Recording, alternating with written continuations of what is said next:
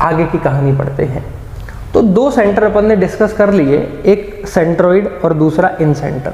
Centroid कैसे बनता है? अगर मीडियंस एक दूसरे को काटती हैं तो बनता है सेंट्रोइड केंद्रक, और जब एंगल बाइसेक्टर एक दूसरे को इंटरसेक्ट करते हैं तो वहां से क्या बन के आता है? इन सेंटर बन के आता है। अब आगे होता है क्या? Ortho centre. ऑर्थो सेंटर, इसको अपन बोलते हैं लंब केंद्र।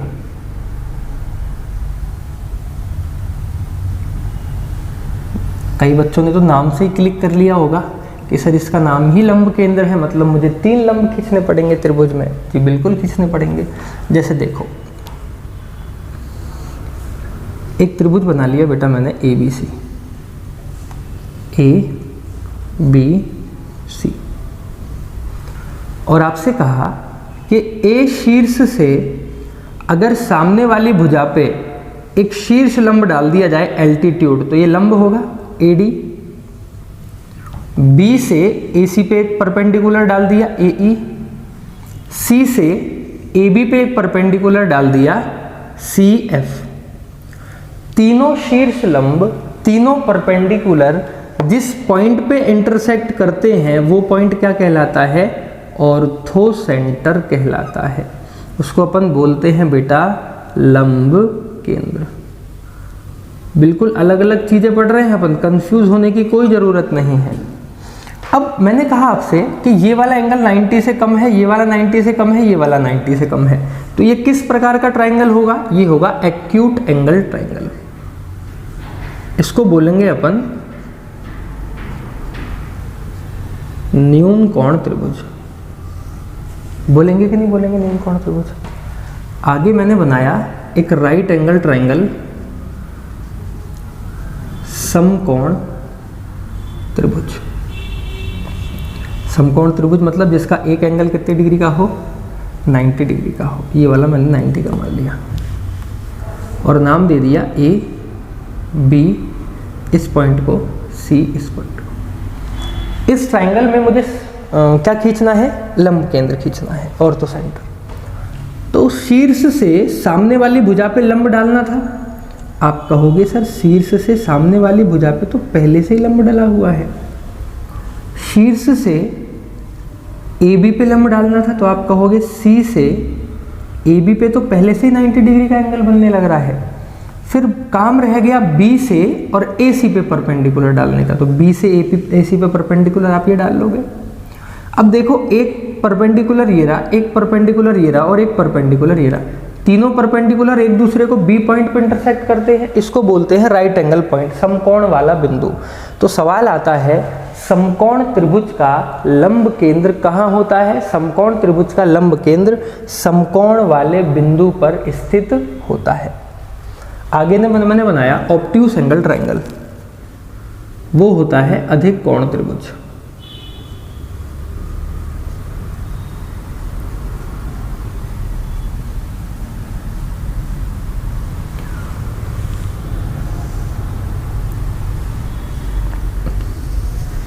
इस तरीके से बनेगा भाई अधिक कोण त्रिभुज। नाम दे दूं ABC, C पॉइंट है, B पॉइंट है, A पॉइंट है। अब A से सामने वाली भुजा क्या है? BC पे परपेंडिकुलर डालना है। बेटा देखो, ये तो खुद 90 से ज़्यादा है। अगर इसको आप यहाँ से मिलाने लग रहे होगे तो ये तो और भी ज़्यादा एंगल बन के आएगा, और परपेंडिकुलर होता है बिल्कुल सीधी रेखा। तो A से अगर बिल्कुल सीधी रेखा खींचूंगा, इसका मतलब BC को मुझे कुछ आगे बढ़ाना होगा। तो ये हो गया इसका परपेंडिकुलर, होगा कि नहीं होगा? C से जब AB पे परपेंडिकुलर मतलब बिल्कुल सीधी रेखा खींचूंगा, तो इस AB को भी थोड़ा सा आगे बढ़ाना पड़ेगा, और इस तरीके से ये 90 डिग्री का एंगल यहाँ पे बनाने लग रहा होगा। क्लियर है? अब रह गया B पॉइंट। इस B को बेटा यहाँ लिख देता हूँ। B से AC पे परपेंडिकुलर, तो B से AC पे परपेंडिकुलर आप यही डाल रहे होगे 90 डिग्री। तीनों परपेंडिकुलर कहाँ इंटरसेक्ट कर रहे हैं? इस पॉइंट पे।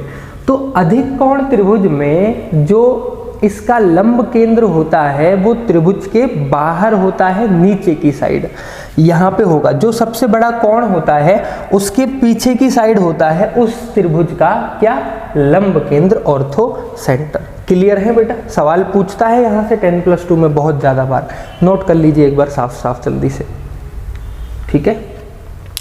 थोड़ा सा वीडियो को पॉज करके एक बार इन तीनों चीज़ों को और देख लीजिए, आपको और क्लियर हो जाएगा। बार बार देखो, चीज़ें फिर समझ में आने लग रही होंगी।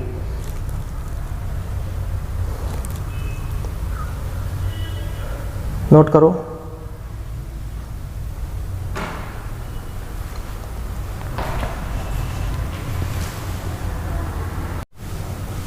चलिए बेटा, अपन ने एक ट्रायंगल बनाया ABC। मैंने आपसे कहा कि जो ये O पॉइंट है ये ऑर्थो सेंटर है, लंब केंद्र है। तो आप सोचोगे कि ये तो यार लंब, तीनों लंब खींचेंगे जहाँ एक दूसरे को काटेंगे वहाँ से बन रहा होगा। तो मैंने क्या काम किया, इसको आगे बढ़ा दिया और एक परपेंडिकुलर खींच लिया। 90 डिग्री बनाएगा कि बेटा नहीं बनाएगा?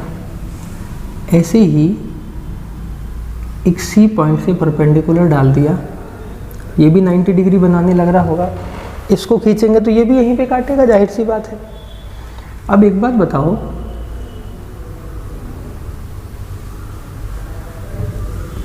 A, D और E मैंने इसको नाम दे दिया। जो A, D, O, E, आपको ये छोटा सा क्वाड्रिलेटरल दिखाई दे रहा है, चतुर्भुज। थोड़ी देर के लिए अगर मैं इसको साफ कर दूं यहाँ से, तो आपको ये चतुर्भुज दिखाई दे रहा है। इस चतुर्भुज के चारों कोणों का योग कितना होगा? 360।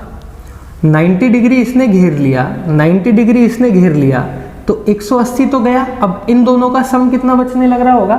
180 डिग्री बचने लग रहा होगा। ठीक है भाई, पुरानी बात है, कोई नई चीज नहीं है इसमें। तो आप कहोगे जो एंगल A है प्लस और DOE ये वाला एंगल है, इन दोनों की वैल्यू चाहे कुछ भी हो, लेकिन इन दोनों का योग कितना आएगा? 180 डिग्री आएगा कि नहीं आएगा?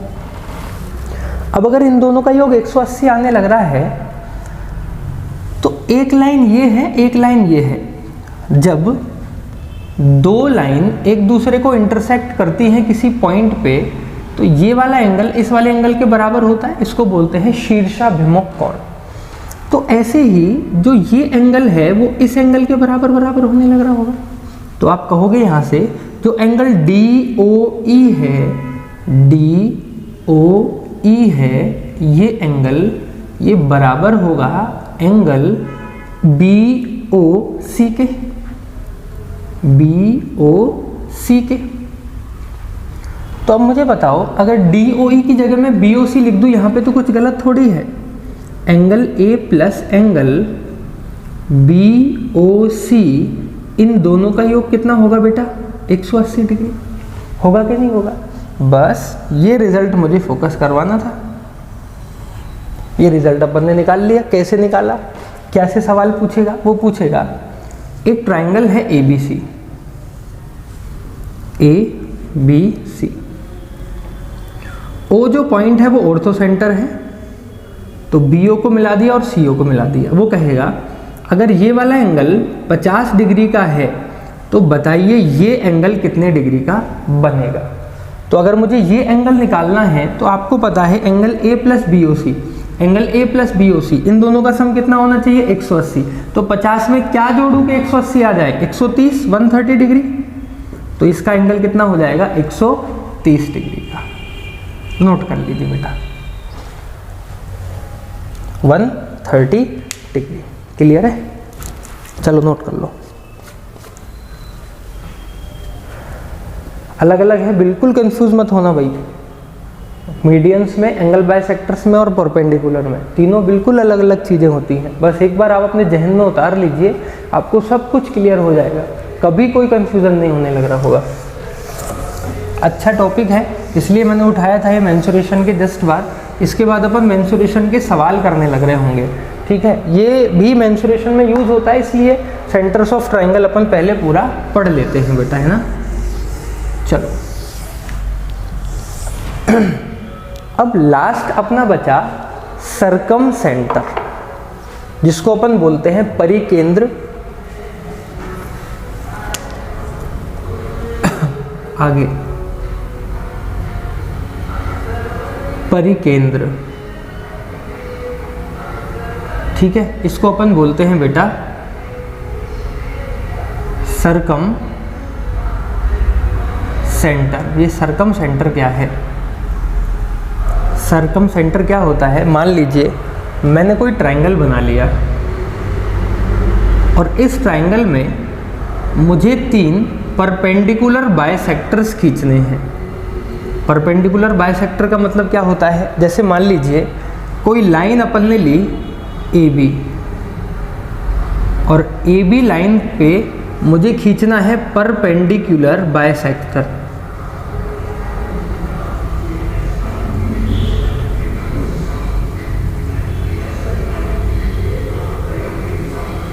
लंब समद्विभाजक, इसका मतलब ये है अगर बाइसेक्टर है तो इस लाइन को 2 बराबर बराबर भागों में बांट रहा होगा, तो इस पूरी लाइन का मिड पॉइंट कहीं मैंने मान लिया यहाँ होगा, ये भी लाइन है तो D मिड पॉइंट होगा, ठीक है। और इस मिड पॉइंट पे अगर मैं 90 डिग्री का एंगल और बना दूं तो ये जो लाइन बन के आई है, इस लाइन को मैंने नाम दे दिया X, तो ये X लाइन क्या होगी? परपेंडिकुलर भी बना रही है और इन दोनों पॉइंट्स को 2 बराबर बराबर भागों में भी बांटने लग रही होगी, तो इसको अपन बोलते हैं परपेंडिकुलर बाइसेक्टर। अब मुझे एक बात बताओ, एक ट्राइंगल में अपन कितने परपेंडिकुलर बाइसेक्टर खींच सकते हैं? 3 भुजाएं होती हैं, तो BC भुजा का मिड पॉइंट मैंने मान लिया यहाँ है D, AC का मिड पॉइंट मैंने मान लिया कहीं यहाँ है E, और AB का मिड पॉइंट मैंने मान लिया कहीं यहाँ है F, ठीक है। और अगर तीनों का मिड पॉइंट ये है तो इससे परपेंडिकुलर डाल दिया बेटा, एक परपेंडिकुलर ये 90 डिग्री बनाएगा, एक परपेंडिकुलर ये 90 डिग्री बना रहा होगा और एक परपेंडिकुलर ये 90 डिग्री बनाने लग रहा होगा। तीनों परपेंडिकुलर बाइसेक्टर्स जिस पॉइंट पर इंटरसेक्ट करते हैं वो पॉइंट क्या कहलाता है? सरकम सेंटर कहलाता है। इसको मैं C से रिप्रेजेंट कर देता हूं, परिकेंद्र कहलाता है। क्लियर है बेटा? नोट कर लो, तीनों परपेंडिकुलर बाइसेक्टर जिस पॉइंट पर इंटरसेक्ट करते हैं वो पॉइंट क्या कहलाता है? सरकम सेंटर कहलाता है। क्लियर है? अरे इसको बंद करो, क्या कौन बाहर गाना चला रहा है? पागल हो गया है क्या? फोन लगाओ उसको।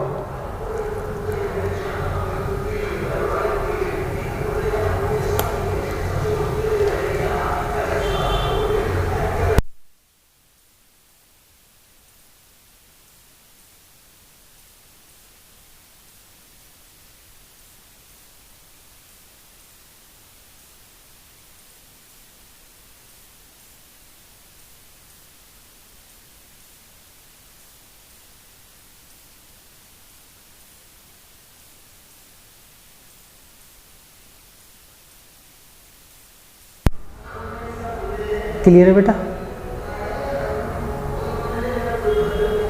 उतार लीजिए आराम से।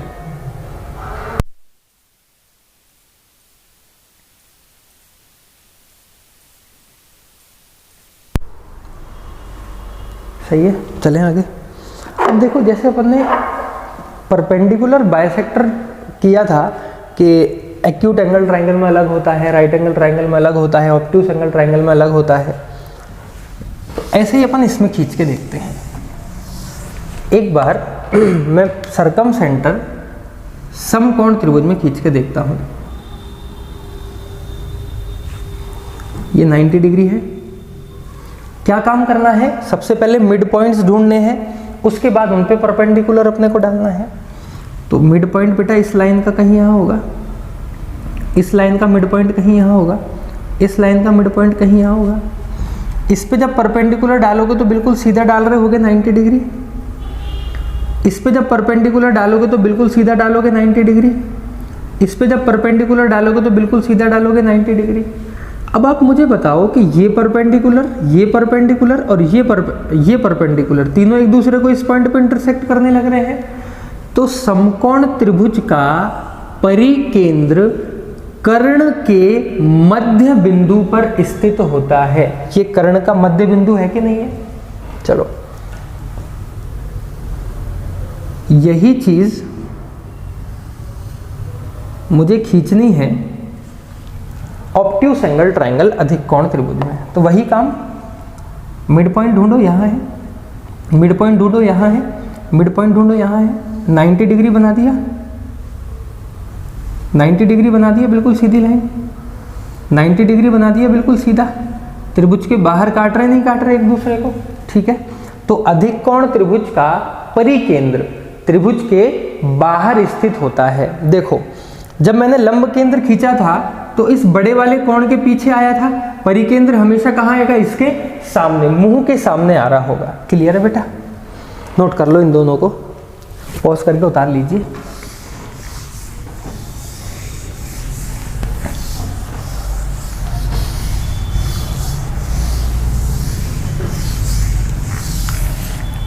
सही है, आगे चलते हैं।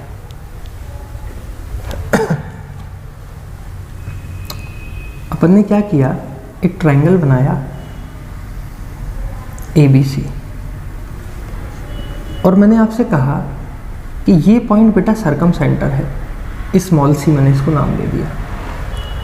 अगर इस पॉइंट से मैं एक सर्कल बनाऊं तो एक ऐसा सर्कल बन के आता है जो इसके शीर्षों से होकर गुजरता है, और अगर ये सर्कल है तो इसकी कुछ ना कुछ रेडियस भी होगी, वो मैंने मान ली कैपिटल R। तो वो पूछेगा इस कैपिटल R की वैल्यू बताइए कितनी होगी, परिवृत्त की त्रिज्या कितनी होगी। तो परिवृत्त की त्रिज्या अपन कैसे निकालते हैं? तो परिवृत्त की त्रिज्या निकालने के लिए त्रिभुज के बारे में जानकारी दे रखी होगी, ये त्रिभुज की भुजाओं की लंबाई इतनी इतनी इतनी है। तो निकालते हैं त्रिभुज की तीनों भुजाएं। मान लिया इस भुजा की लंबाई बेटा x, इस भुजा की लंबाई y और इस भुजा की लंबाई z है। तो तीनों भुजाओं का गुणनफल x गुणा y गुणा z बटे में 4 इंटू त्रिभुज A B C का क्षेत्रफल। क्लियर है? x y z गुणा में बटे में 4 इंटू त्रिभुज ABC का, x y z की वैल्यू देके रखेगा आपको, x y z की वैल्यू 4 इंटू त्रिभुज ABC का क्षेत्रफल। ABC का क्षेत्रफल भी इन तीनों भुजाओं से हेरोन फॉर्मूला से अपन फाइंड आउट कर लेंगे। इसके बटे में इसको रख दूं तो अपनी परिवृत्त की त्रिज्या निकल के आ जाती है। क्लियर है? एक चीज और समझ लो यहीं पे, इसकी त्रिभुज है ABC,